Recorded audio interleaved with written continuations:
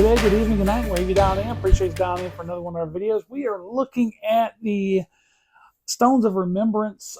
Briefly, I want to talk about those just to give some significance to the lesson coming up that will precede, or that will come after this, will precede this. So we look in Joshua 4. Now we know Joshua took over after Moses, and now God is putting his plan into action to fulfill the promise he made to Abraham.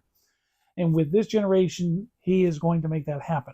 So if we look in Joshua 4, God is telling Joshua to prepare the people, consecrate them, get them ready to cross over into the promised land. So that's very important for them to do that. So they had to cross the Jordan River.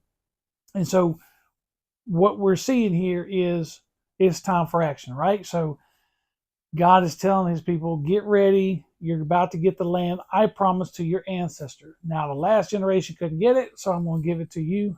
So there we go. So we look at this, the stones of remembrance. Well, where's that from? Okay, we go back to the situation. We look at Joshua chapter 3 leading up to that, and we're seeing that when the people broke camp there, and God told the priest to carry the ark over and get ready to go into the promised land. Okay, and Joshua was telling people to get ready, consecrate and all this stuff. So the priests are carrying the ark into the river, right?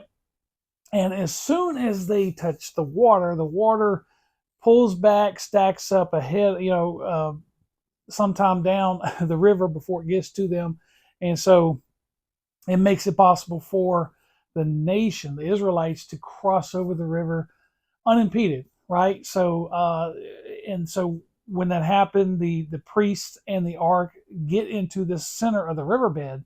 They stay there while everyone else passes through. So once they all crossed over into the promised ground, promised land on the other side, then Joshua tells, or God tells Joshua to pick one person from each tribe of the 12 tribes to go to where the priests are still there at the riverbed in the river, and of course the water's not there, the water's held back, and he instructs Joshua to tell these men to pick up one big stone to carry on their back to where they are across the river. Okay, so this and then once that was done, and the 12 men got their stones out of the river, then Joshua went back, and where the priests were standing, he put a stone monument there at the riverbed. And of course, once he was done, the priests came and joined the rest of the people with the ark, and the rivers flowed naturally. So now looking at some of the notes, what is this all about? The stones of remembrance serve as a powerful monument to celebrating God's miraculous parting of the Jordan River. This event allowed the Israelites to cross over into the promised land on dry ground, echoing the earlier crossing of the Red Sea under Moses. So there is a difference there. So, there's two distinct sets of 12 stones. And again, I mentioned those. God commanded Joshua to, get that one person from each tribe. So once they got those stones, they set this up on the western bank at Gilgal as a permanent visible monument to the miracle of the crossing of the Jordan River. So once they got over there and they got their first campsite on the other side, they set up the monument there with those 12 stones that were selected by those 12 men.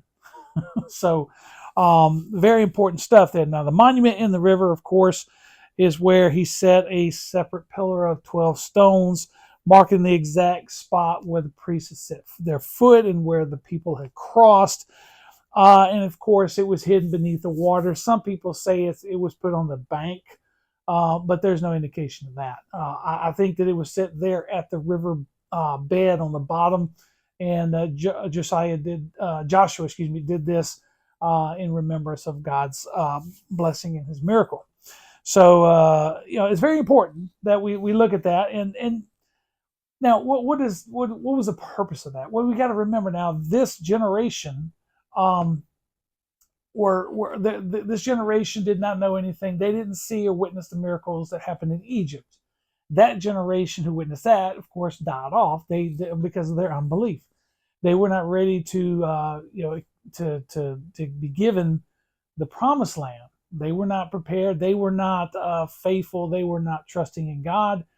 So God let that generation die off, and this generation really only had tradition. They only had word of mouth in regards to what their fathers and grandfathers and grandmothers and mothers experienced with God delivering them from Egypt. Right. So in this case, God is with the stones of remembrance. God is telling them, set this up as a reminder of my faithfulness. And this is something that was very important to the Israelites, because you just don't set these up anywhere, and that's the point. This became a significant part of their faith. This became a significant part of their nation, their building, and in their lives. Okay, and for a long time now, God is preparing His people to cross into the Promised Land and fulfill the covenant He made with Abraham. Well, guess what? Now it's starting to happen. So now they're excited about this. And God commanded them to do this so that they would remember His faithfulness, remember what He is doing for His people. That's the most important thing. Is it's not a place of worship. It's not a place of for them to go and do sacrifices. By all means, that's not what God is trying to tell them. This is a place of reverence. This is a place of testimony, so to speak, right?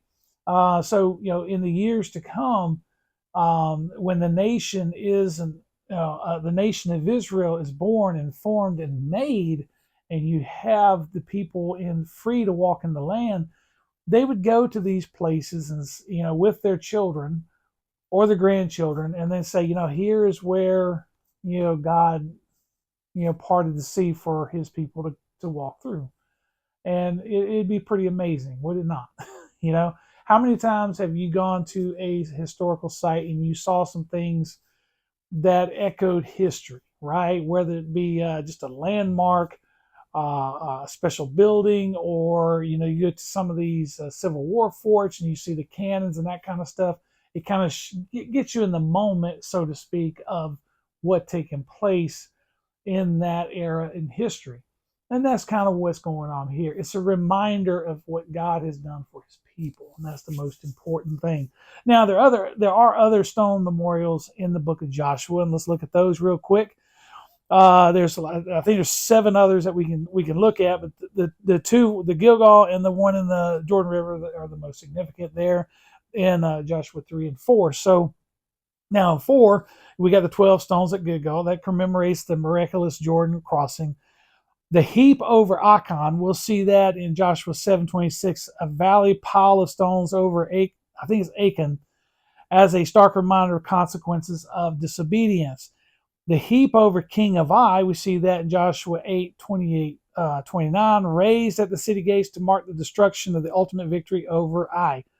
The altar at Mount Ebal, Joshua 8:30-32, an altar of uncut stones where the law of Moses was copied and read to the assembly. The great stones of Makkedah, Joshua 10:27, used to seal the cave where the 5 defeated Canaanite kings hid, leaving a lasting sign of victory.